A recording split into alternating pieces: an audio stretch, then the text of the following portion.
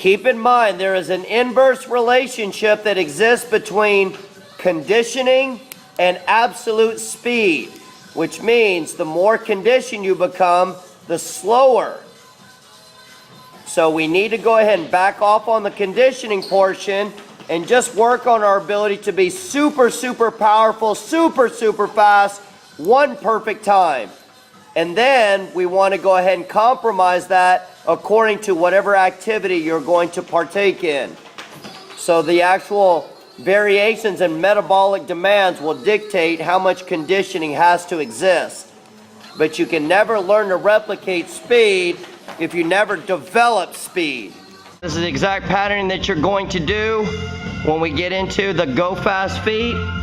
So at the end of every complex, they're gonna look just like this. We're gonna go 5, super, super duper fast, good low level athletic base, and we're gonna follow it up with 1 perfect. Rotate those hips and challenge yourself to get back to your athletic position as quick as possible.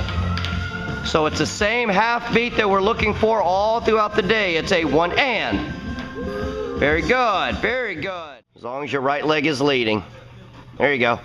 Now, as you get a little bit better at it, let's try to stay within the narrow notch of the hurdle. The goal is, as you do a crossover up, you're going to have a tendency to lift your center mass up. Don't let that happen. Let the knees and the toes come up high, and we're going to draw it out from the hips so we get hip rotation in there.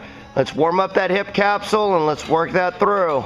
Our emphasis number 1 is to get you to feel how shoulder stability, hold empty cans, how shoulder stability contributes to spinal stability and better posture. So as you're doing this, we want to challenge your ability to not drop your sternum. Empty cans, the same knee, flip your grip over, and all this is like a can of Coke pouring out. We're still in this front notch. So we hold that perfectly steady. Now notice, the more that you roll those elbows, the harder it is to keep your sternum up. That's it. Protect that position right there now. Walk her back. Pull her, pull her, pull her, pull her, pull her, pull her. Now we try to do it again. You just keep going through that cycle for 1 full beat, which today is at 25 seconds. Very good. Stand tall. And drive. Very good. Shoot!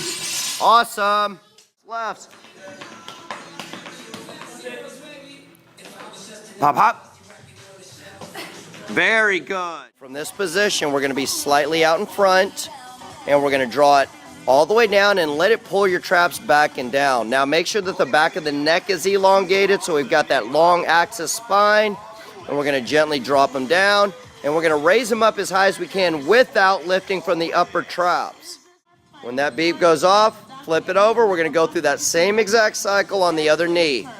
The reason why we put that single knee on, the other leg should be up underneath you, is we want to try to alleviate some of the tension in the low back.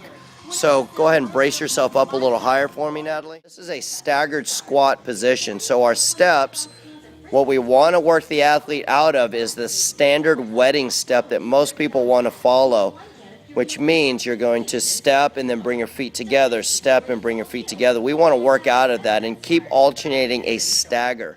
So you have a lot of movements. I don't want you to rush any single one. Take them as a series of singles. So you got 1 perfect clean, pause and recompose. And then you drive it over your head, and let's put it on your back. Now when we put it on your back, we want to go ahead and demonstrate a good athletic squat.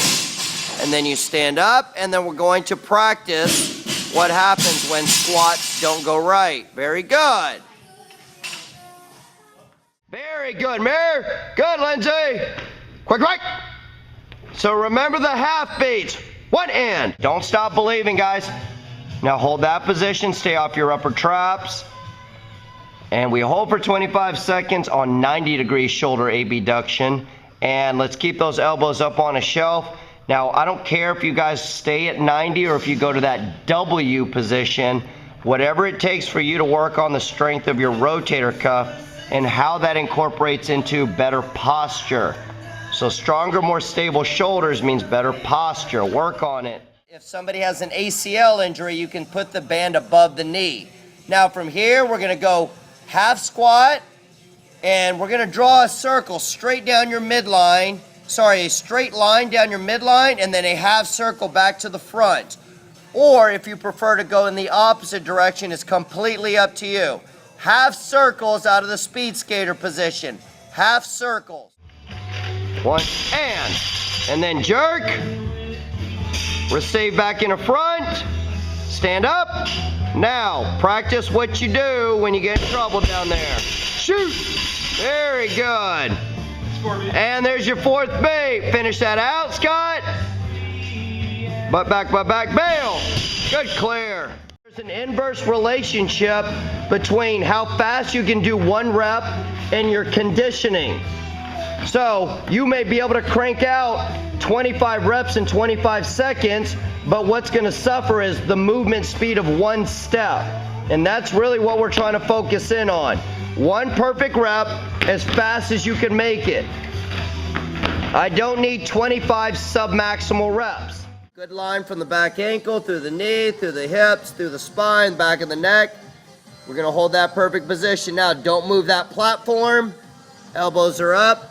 Now, whether you keep your elbows high on a shelf or whether you move to that W, it's completely up to you, as long as we're still externally rotating the humerus. So spin and spin. Good. Keep fighting, Carrie. Stay in there. Pull your toes up in your front shoe. There we go. We want to try to maintain a good pinch of those shoulder blades, rolling on that perfect platform and maintaining a relaxed upper trap. Let the athlete figure out if they want to go front to back or back to front. From this position, we're going to come straight down your midline, and let's draw a big, pretty circle back to where you started from. Now, that natural lateral load is going to cause you to come off of your midline and force you to draw an ugly, ugly half circle. But we don't want to be ugly. We always want to draw pretty half circles.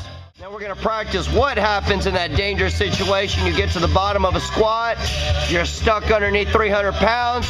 We got to figure out what to do. It's a common mistake where an easy and lazy coaching cue is under duress, you'll figure out what to do. But we've done this long enough to recognize the fact that under duress, when people are very uncomfortable, when people are tired, they're going to end up doing some pretty stupid things. So we want to practice what happens if you're stuck down there. So in this instance, we always want to give the athlete a good default of what to do when things go awry. On those quick baits, all we're looking for is one perfect, beautiful, fast rep, and then you recompose. Slow it down and work on your righting effect, your body's ability to create corrections. So if it feels like it's moving offline, you move so fast with momentum, you never develop that ability. Slow it down. And hold, number 2. All right, half beat, give us a one and. And then let's do a full clean. So get your butt all the way down, stand up tall. Now dropping down into that full squat is just our way to challenge your ability to keep your sternum up. So keep that big broad chest up. The lower you go, the harder it is to keep your elbows up.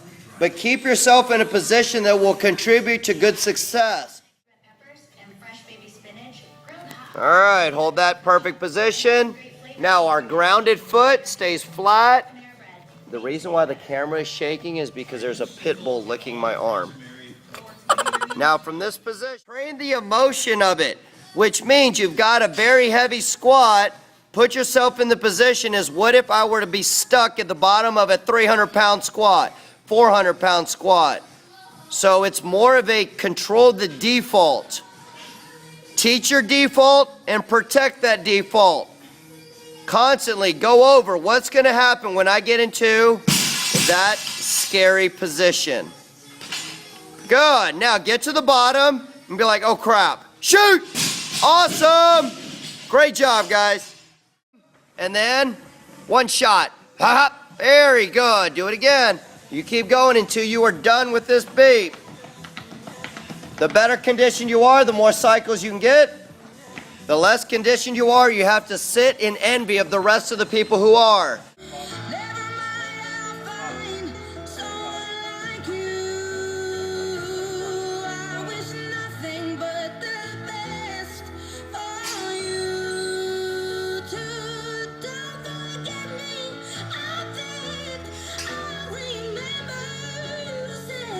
Sometimes it lasts in love.